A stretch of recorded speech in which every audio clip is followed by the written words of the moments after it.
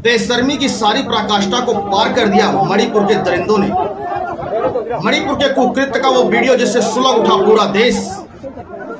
मणिपुर के वीडियो ने याद दिलाई निर्भया कांड, जब 16 दिसंबर 2012 को उबल गया था पूरा देश। किसी भी तरीके से मणिपुर का यह वीडियो स्वीकार नहीं किया जा सकता। पूरा देश में जलजला छा गया इस वीडियो के बाद। कब तक बर्दाश्त करेंगे बहन बेटियों पर इतना अत्याचार? कब सुधार होगा हमारे देश के कानून में? पश्चिम बंगाल पर चुप्पी, मणिपुर पर हंगामा। आज देखिए मेरे साथ इंडिया का कारनामा। विपक्ष को मणिपुर में मौका मिल गया है। समझिए मणिपुर की पूरी कहानी, क्यों बरपा है मणिपुर में यह हंगामा। आज मेरे साथ मणिपुर के कंधे पर विपक्ष की मंशा क्या है, आज हर चीज का करेंगे पर्दाफाश।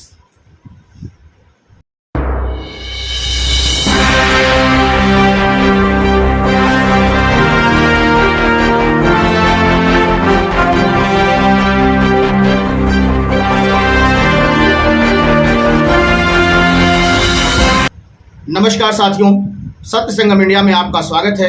मैं हूं आपका दोस्त सोनू सिंह रघुवंशी। आज बात करेंगे मणिपुर पर, क्योंकि मणिपुर का जो वीडियो सामने आया है वो हैरान करने वाला है। पूरे देश में जलजला छा गया है। हर आंखों में आक्रोश है, क्रोध है। हमारे देश में क्या ऐसा भी हो सकता है? ऐसे दरिंदे हमारे देश में जिंदा हैं तो सड़ा हुआ संविधान और गला हुआ कानून क्या कर रहा है? कब होगी ऐसे दरिंदों के खिलाफ कार्रवाई?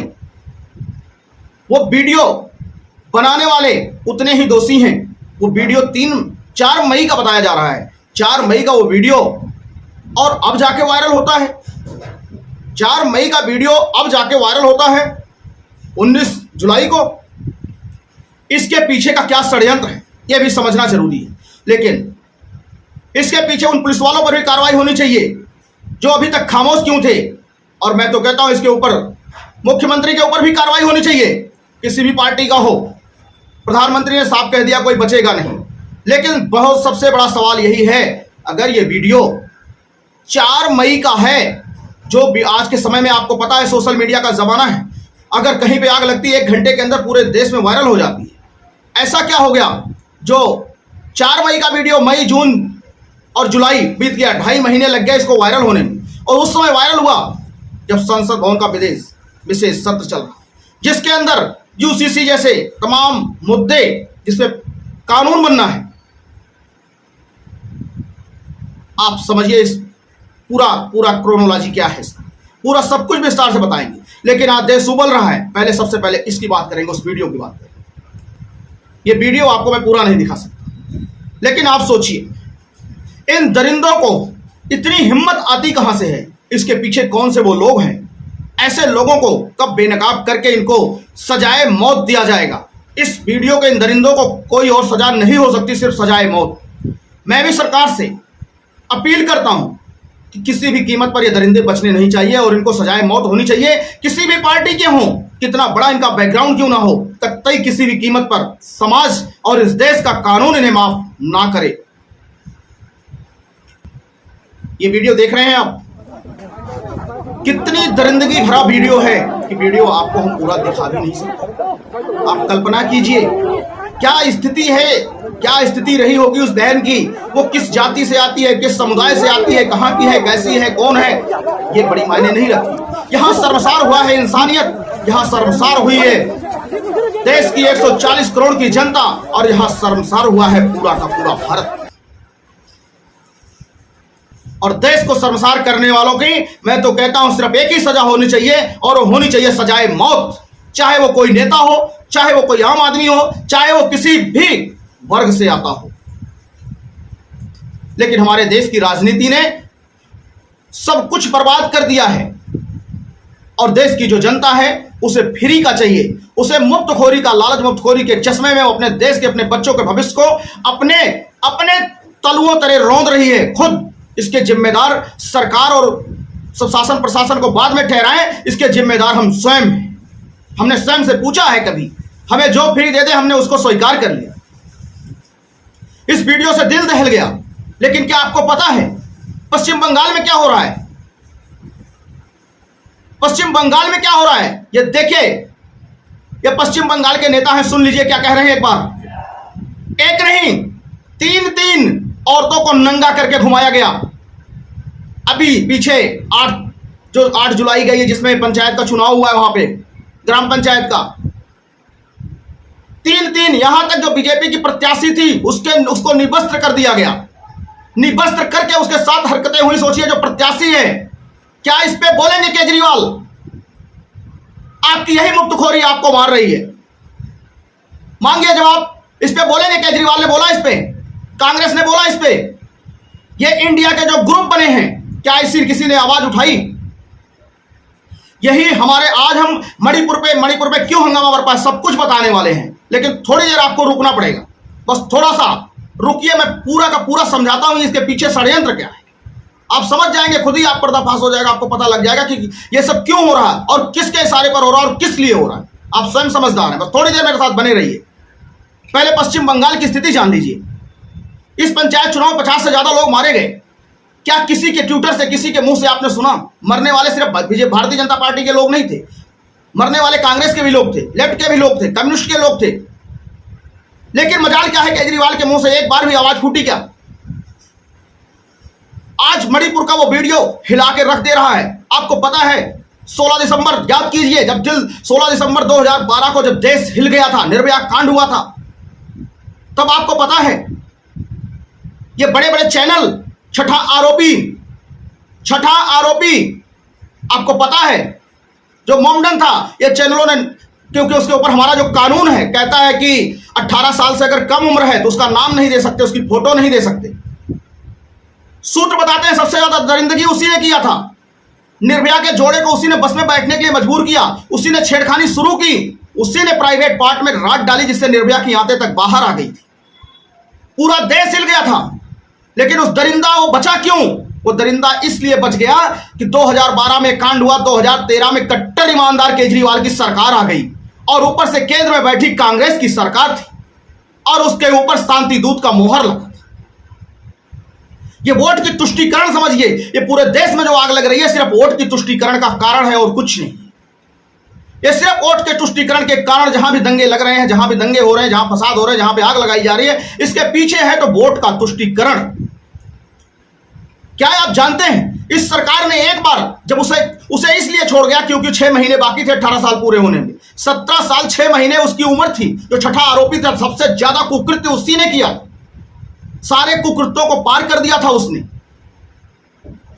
लेकिन उसे जुवेनाइल ने, कोर्ट ने उसे 3 साल बाद जब बरी किया तो केजरीवाल सरकार ने एक बार भी उसका विरोध नहीं किया। लोग सड़कों पर उतर आए, इंडिया गेट में धरना प्रदर्शन हुआ, आपको याद होगा। लेकिन क्या हुआ? ढांक के 3 पद, क्योंकि केजरीवाल उसे तो 10,000 रुपए और सिलाई मशीन देने का ऐलान कर चुके थे। यही केजरीवाल, आप सोचिए, 17.5 साल का लड़का, सिर्फ हमारा कानून इसलिए उसे छोड़ देता, 6 महीने उसकी सजा कम। कानून के हाथ बंधे हुए थे। क्या इस सरकार के हाथ बंधे हुए थे?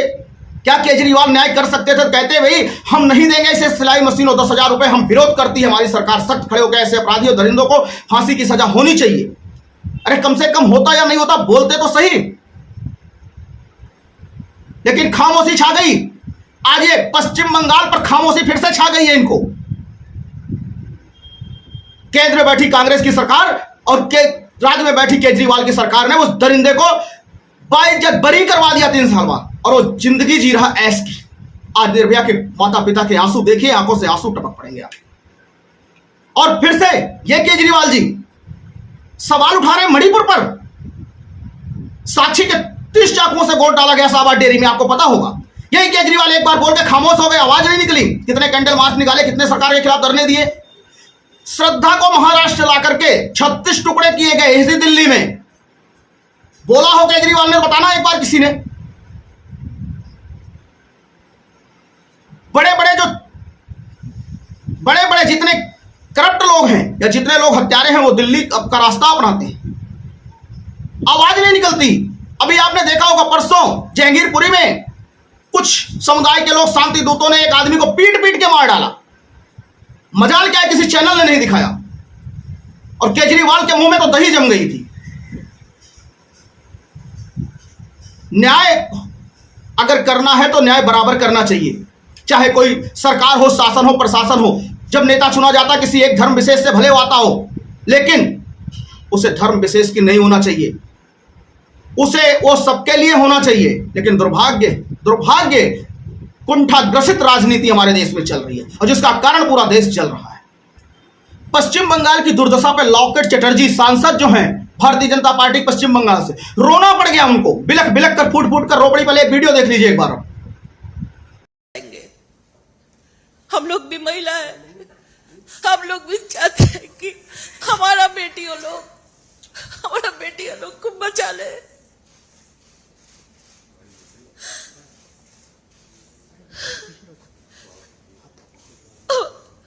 हम लोग भी देश का बेटी है, मणिपुर का भी देश का बेटी है। पश्चिम बंगाल बाहर नहीं है, पश्चिम बंगाल देश में ही है। प्रधानमंत्री जी कल मणिपुर का घटना के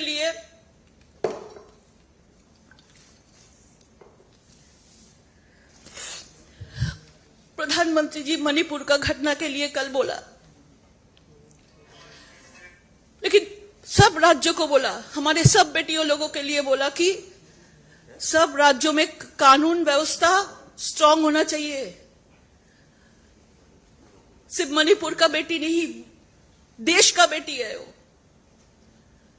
तो हम भी चाहते हैं कि हमारे लिए भी कुछ बात आप लोग करें। देख लिया आपने, सुन लिया, एक सांसद इतनी मजबूर है। आप सोचिए क्या जंगल राज चल रहा है पश्चिम बंगाल के अंदर। और अनेक अनेक वीडियो आप सोशल मीडिया के थ्रू, आप सोशल मीडिया पर रहते देखते होंगे, पश्चिम बंगाल से ऐसी ऐसी वीडियो आ रही है। कुछ महिलाएं कह रही हैं कि केंद्र सरकार कुछ करे वरना ये पश्चिम बंगाल ही देश से अलग हो जाए। रोती बिलखती वीडियो आ रही है पश्चिम बंगाल से। लेकिन मजाल है कोई नेता एक बार भी पश्चिम बंगाल पर बोल रहा है नहीं, क्योंकि ये इंडिया बना है। ये लोग जाति को जाति में लड़ाते रहे, धर्म को धर्म में लड़ाते रहे, मजहब को मजहब में लड़ाते रहे। अब ये इंडिया को भारत से लड़ाएंगे। समझिए इनका षड्यंत्र। अब ये इंडिया को भारत से लड़ाएंगे। कुछ लंपट राजा तो कुछ लंपट मूर्ख कह रहे हैं भाई अब इंडिया से लड़े भारतीय जनता पार्टी, इंडिया से लड़े। आप इनकी मानसिकता सोचिए, इनका दिमाग में भरा क्या। ऐसे नेताओं को आप बहिष्कार कब करेंगे? अब दूसरा वीडियो जरा कट्टर ईमानदार का सुन लीजिए, जिसकी दिल्ली हर तरह से लहूलुहान दूसरे दिन हो रही है, हर दिन हो रही है। उसके पीछे कोई धरना प्रदर्शन नहीं, उसके पीछे कोई कैंडल मार्च नहीं, उसके पीछे कुछ नहीं। क्यों? जब मारने वाला कहीं और से होगा तब आएंगे सामने साहब। लेकिन इनका सुन लीजिए, मणिपुर की इनको कितनी चिंता है। दिल्ली नहीं संभल रही है, 2 करोड़ के लोग दिल्ली संभल नहीं पा रही है। रोड से लेकर सब कुछ दिल्ली में बर्बाद हो चुका है। दिल्ली की स्थिति, एमसीडी के स्कूलों में कुर्सियां छोड़ो, लोग टाटों पर बिठाए जा रहे हैं, टाट पे बच्चे बैठ रहे हैं। लेकिन इनकी स्थिति आप समझिए, ये इनको मणिपुर की चिंता हो रही है, क्योंकि इन्हें प्रधानमंत्री बनना है साहब को। आप इनकी सुन लीजिए, इनका रोल सुनिए जरा।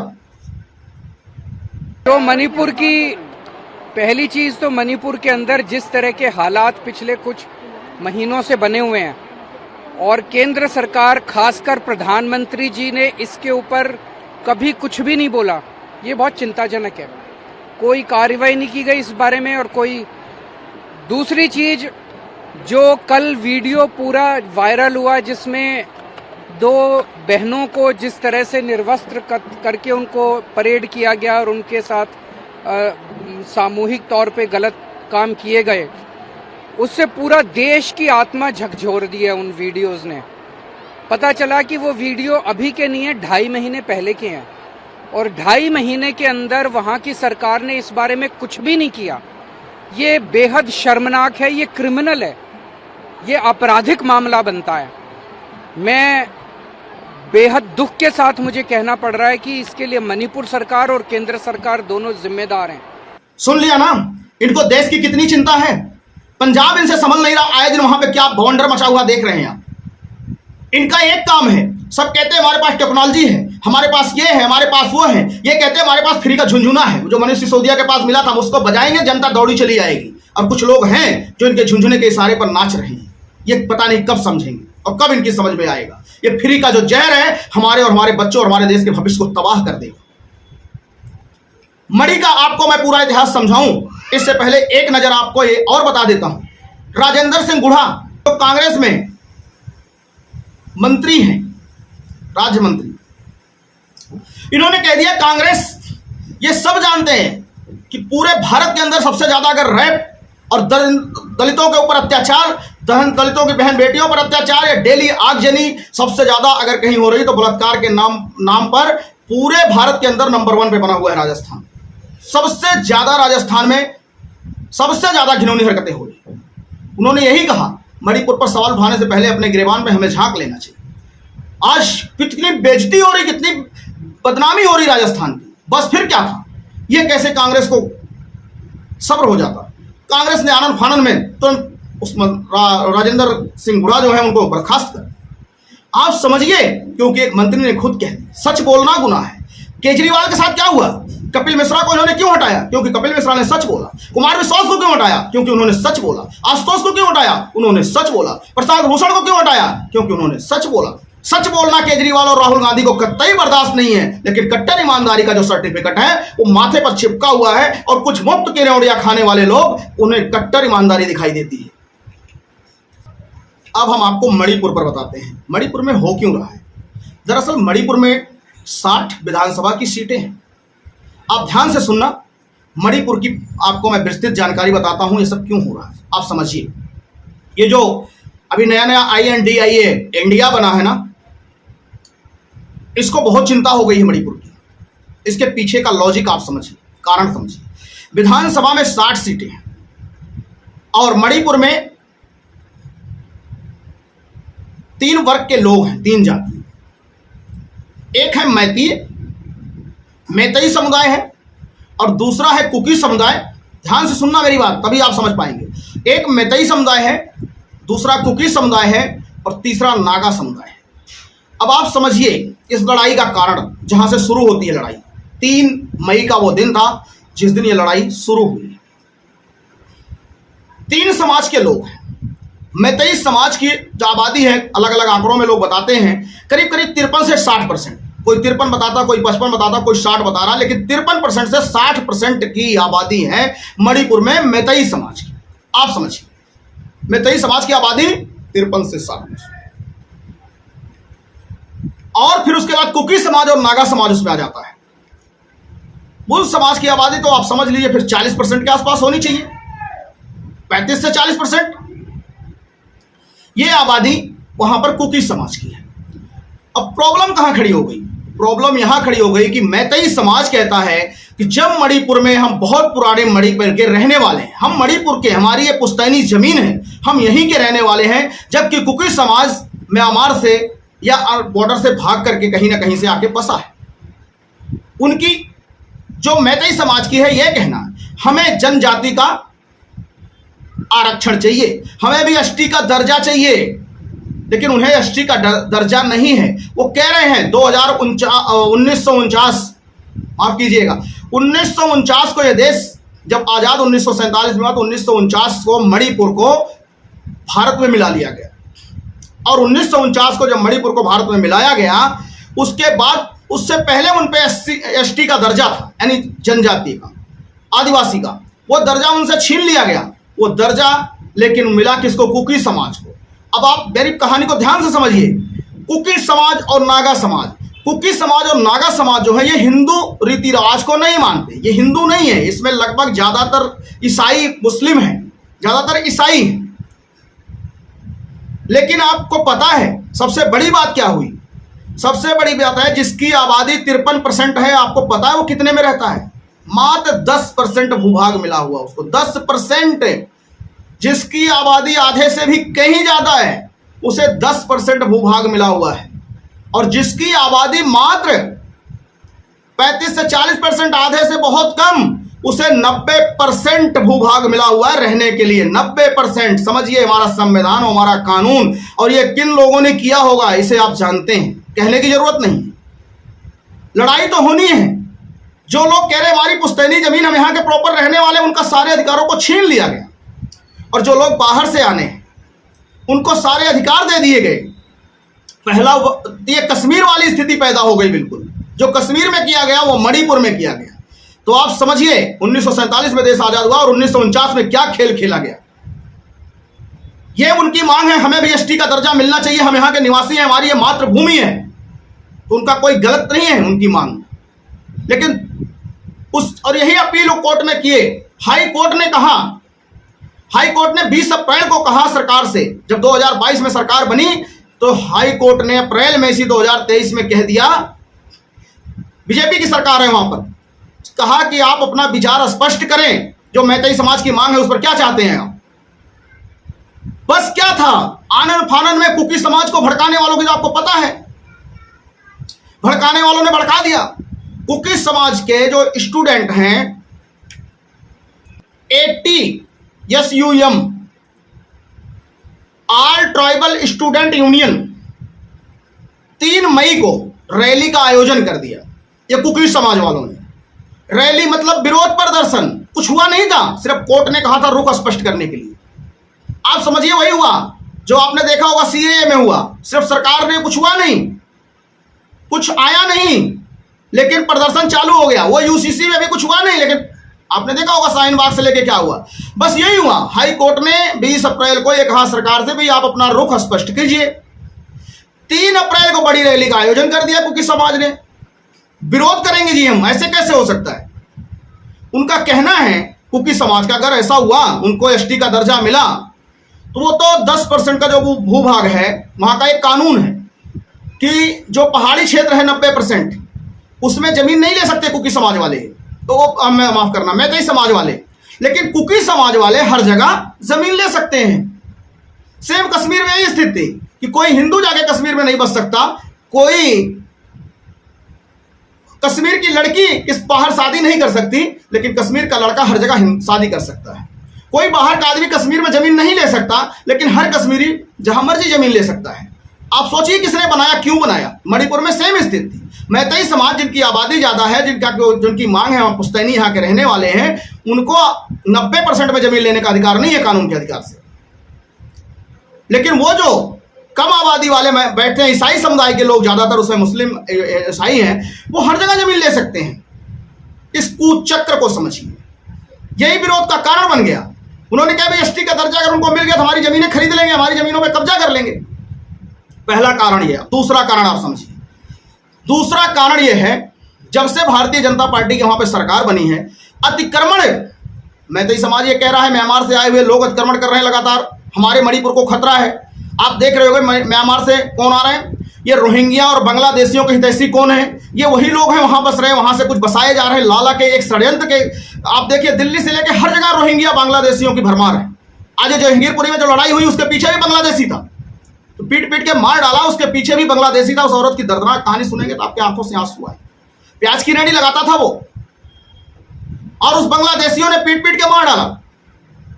रोहिंग्या और बांग्लादेशी इस देश के लिए कैंसर से ज्यादा खतरनाक हैं, लेकिन इस देश के कुछ नेता ला करके उन्हें बसा रहे हैं। वो नेता कौन है मैं नहीं बताऊंगा, आपको खुद फैसला लेना है। मैतेई समाज के लोग यही कह रहे हैं, ये रोहिंग्या वाले अगर आकर के यहां बस जाएंगे तो फिर क्या होगा। अतिक्रमण हो रहा है, बीजेपी सरकार अभियान चला रखा है कि अतिक्रमण हटाओ, और ये दूसरा कारण, ये विरोध का, ये सुलगाव। तीसरा एक कारण और बता देता हूं जो सबसे बड़ा कारण है, क्योंकि शरीफ लोग तो यही लोग हैं ना। शरीफों पर कार्रवाई क्यों हो रही है, आप इनकी शराफत देख लीजिए, आप उसके बाद आप खुद ही अंदाजा लगा लीजिएगा। तीसरा कारण समझिए, 15 से 16 हजार एकड़ में मणिपुर में अफीम की खेती होती है। 15 से 16 हजार एकड़ में मणिपुर में अफीम की खेती होती है, समझ लीजिए मेरा रीजन। और पता है आपको, भाजपा नशा के सख्त विरोधी है, और वहां पे बीजेपी की पूर्ण बहुमत की सरकार आ गई है इस बार 2022 में। 2017 में तो समर्थन लिया था, लेकिन यही कारण है कि 2022 में पूर्ण बहुमत की सरकार आ गई बीजेपी की, और बीजेपी ने अभियान चला दिया। 15 से 16 हजार एकड़ पर अफीम की खेती होती है मणिपुर में। आपको पता होना चाहिए, 13,000 एकड़ में अकेले खेती करता है कौन, कुकी समाज। कुकी समाज में कौन आता है पता होना चाहिए आप, वही है जो मैंने बताया, ईसाई समुदाय के लोग जो हिंदू, लेकिन मैतेई समाज हिंदू को मानते हैं, हिंदू धर्म को मानते हैं। एक सबसे बड़ा कारण ये भी है कि उनके खिलाफ अभियान तो होना चाहिए। और दूसरी बड़ी बात, उसी मैतेई समाज से जो वहां के मुख्यमंत्री हैं बिसेन, वो भी आते हैं। तो आपको मैंने बताया 13,000 एकड़ में कुकी समाज अकेले अफीम की खेती करता था, और 2300 एकड़ में नागा, 2300 एकड़ में नागा, और मात्र 35 एकड़ में, जिसमें मैतेई भी आते होंगे, मुझे कंफर्म पूरी रिपोर्ट नहीं मालूम है, सिर्फ मात्र 35 एकड़ में, उसमें मैतेई से लेके वहां अन्य समाज के लोग भी खेती करते हैं 35 एकड़ में। अब आप सोचिए, इस पे बीजेपी का डंडा चल रहा है। बौखलाहट यहां से है क्योंकि बहुत बड़ी खेप आतंकवादियों को और देश को बर्बाद करने वालों लोगों के लिए जाती थी और वो बीजेपी लगातार इस चीज का विरोध करती है। तो आप समझिए ये INDIA का जो रीजन आप समझिए, क्यों मणिपुर पे पूरे देश का जो विपक्ष है इस समय सबकी नजर मणिपुर में। राजस्थान में क्या हो रहा है, पश्चिम बंगाल में क्या हो रहा है, आवाज नहीं निकलती। आप खुद समझदार हैं, मुफ्तखोरी का चश्मा उतार के एक बार यहां का इस्तेमाल कीजिए और सोचिए कौन सा नेता। मैं नहीं कहता है आप बीजेपी के साथ हो जाइए, मैं कोई भाजपा का रिश्तेदार नहीं हूं, लेकिन मैं इतना जरूर कहूंगा कि आप अपने विवेक से अपने बच्चों के भविष्य के लिए काम कीजिए, क्योंकि ये देश आपको पता है कितने सालों तक गुलाम रहा, किसके किसके अंडर में कैसे कैसे हुआ। कुछ ऐसे ही नेता आए जिसके कारण ये देश ऐसा बर्बाद हुआ। तब पढ़ाई लिखाई का अभाव था, लेकिन अब नहीं है। आप लोग समझदार हैं, अपनी समझदारी दिखाइए। इन जातिवाद में कुछ नहीं रखा है। जब माचिस की तीली एक घर को जलाती है तो पूरा एरिया साफ हो जाता है, वो जाति नहीं पहचानता। जब दंगे भड़कते हैं तो जाति नहीं पहचानते, ये आपको तय करना है। जब 2022 में सरकार बनी बीजेपी की, तो 2023 में जो गिरफ्तारियां हुई, वो गिरफ्तारियां भी आपको बता देता हूं कि जो अफीम वाली गिरफ्तारियां हुई, ये गिरफ्तारियां कैसे हुई और कौन कौन लोग थे इसमें, आप ये भी समझिए। ये भी एक कारण है उसी में। 850 लोग कुकी और चिन, कुकी चिन के लोग गिरफ्तार हुए। कितने? 850 लोग। कुकी समाज समुदाय जो है उनके लोग गिरफ्तार हुए 850 लोग। 1000 लोग जो गिरफ्तार हुए वो शांति दूत थे, यानी कि मुस्लिम थे। वो 1000 लोग, संख्या बहुत कम है। 850 कुकी समाज ही है और 1000 सिर्फ मुसलमान गिरफ्तार हुए वहां। अच्छा, मैतेई समाज की आबादी ज्यादा है, लेकिन वो गिरफ्तार कितने हुए? मात्र 381। अब एक पंगा ये भी आ गया, इतनी बड़ी आबादी गिरफ्तार 381 क्यों हुए? लेकिन ये दिमाग में नहीं चला कि 13,000 एकड़ पर अफीम की खेती कौन करता है और 2300 एकड़ पर अफीम की खेती सारे करते हैं। ये दिमाग में नहीं चलेगा, लेकिन यहाँ दिमाग में चला 381 मैतेई समाज के लोग गिरफ्तार क्यों हुए। 1000 मुसलमानों को गिरफ्तार कर लिया, 850 लोगों को गिरफ्तार कर लिया, कुकी समाज के लोगों को। 180 और गिरफ्तारियां हुई जो दूसरे समाज के लोग हैं। अब ये सबसे बड़ी दिमाग में खटक रहा भाई ऐसा क्यों हुआ, लेकिन ये नहीं समझ रहा भाई गिरफ्तार तो वही होगा जो गलत काम करेगा, जिसके खिलाफ सबूत मिलेंगे। ये मणिपुर का मैंने पूरा आपको डाटा बता दिया। मणिपुर में ये वजह है। इस दरिंदी भरा जो वीडियो आया है, चाहे इसका आरोपी मैतेई समाज का हो, कुकी समाज का हो, मुस्लिम समाज का हो, हिंदू समाज का हो, किसी समाज का हो, उसे सजाए मौत होनी चाहिए। लेकिन जो ये राजनीति हो रही है, मैंने आपको बताया, एक छोटा सा आदेश था हाई कोर्ट का और सरकार ने अपने रुख भी स्पष्ट पूरी तरीके से नहीं किए थे, लेकिन इसको लेकर बवंडर रैली की गई और ये 3 तारीख को रैली की गई और 4 तारीख को इसके बदले में वीडियो बनाई गई। लेकिन ये वीडियो बनी, उन कार्रवाई उन पुलिस वालों पर भी होनी चाहिए जिन्होंने अभी तक ये वीडियो शो नहीं किया, और जो लोग वीडियो बनाया अभी तक क्यों नहीं दिया। जब संसद का विशेष सत्र चल रहा है, इसमें कई सारे महत्वपूर्ण बिल पास होने हैं, इसको लेकर के वीडियो ऐसे समय में क्यों आया, इसकी भी जांच होनी चाहिए। और जैसे मैं कहता हूं कि INDIA जितने भी लोग हैं इनको आप समझने का प्रयत्न कीजिए। और ज्यादा नहीं कहना मुझे, आप खुद समझदार हैं। मुझे सिर्फ इसी बात की डर लगी रहती है कि ये लोग जो सारे के सारे करप्ट हैं, जिन पे सारे के सारे इल्जाम हैं, ये लोग ईमानदारी की बात करते हैं।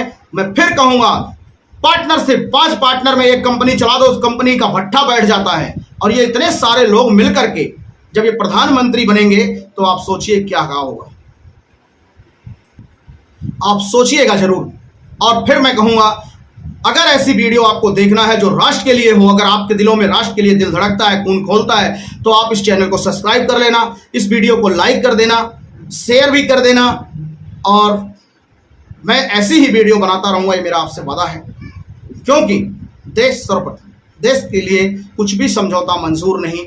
हम पैसे लेकर वीडियो नहीं बनाते, हमें जो अच्छा लगता है, हम इंसानियत के लिए वीडियो बनाते हैं। किसी भी इंसान को, किसी भी धर्म का हो, किसी भी मजहब का हो, कैसा भी हो, हर आदमी इंसान है, आपस में भाई भाई हैं। हम वसुधैव कुटुंबकम की बात करते हैं, हम पूरे संसार को परिवार मानते हैं, हम अपने भाइयों से क्यों लड़ते हैं, ये हमें सोचना हो।